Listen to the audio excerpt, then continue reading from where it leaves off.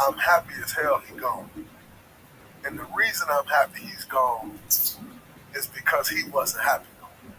Ito nga ang pinakwalang salita ni Draymond Green tungkol sa paglipat ni Klay Thompson sa Dallas Mavericks.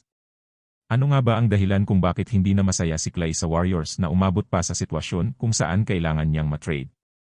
Halina't ating himayin ang dahilan sa sitwasyon ni Klay Thompson na umabot sa naganap na trade.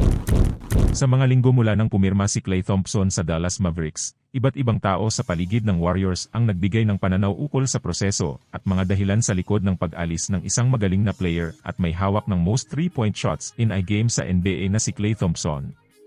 Lingid sa kaalaman ng nakakarami, bago pa man nagsimula sa preseason last year, ay inalok ng Warriors si Klay ng contract na naghahalagang $24 million bawat taon sa loob ng 2 taon, o $24 million per year in 2 years.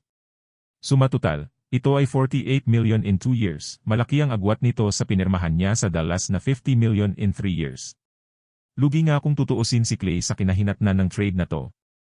Kung ikaw ba naman si Klay, at alam mong yung splash brother mo na si Curry ay ang contract, ay mahigit kumulang $54 million per year, abay mag-i-expect ka talaga na kahit papaano, aabot man lang sa $30 million ang offer sa'yo.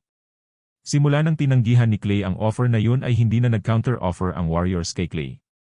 At tila nainip at nainsulto si Klay sa katagalan ng isa pang offer at umabot sa puntong nagdesisyon nga si Klay na ayaw na niya sa Warriors bago pa man makabuo ng isa pang offer ang Warriors para sa kanya. Habang tumatakbo ang season 2023 ng NBA, ay wala na ngang nangyaring offer kay Klay. Ito ang rason na sinasabi ni Dre kung bakit hindi na masaya si Klay sa Warriors. Kung ikaw si Klay, abay insulto talaga at feeling niya hindi na-appreciate at hindi binigyan ng importansya ang talent niya. Para sa akin lang naman to, insulto talaga para kay Klay ang ginawa ng Warriors sa kanya. Bakit ka matatagalan ng counter-offer kung importante ang player na yan? Kung si Stephen Curry ang tumanggi sa isang offer, hindi matatagalan ang kanilang counter-offer dahil importante sa kanila si Curry.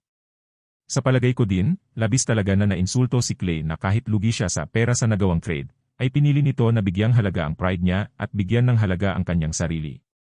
Ano sa palagay niyo guys? Tama ba ang ginawang paglipat ni Klay sa Mavs at iwanan ang Warriors? Write your comments below. Thank you for watching this video. For more videos like this, subscribe, like, and comment down below.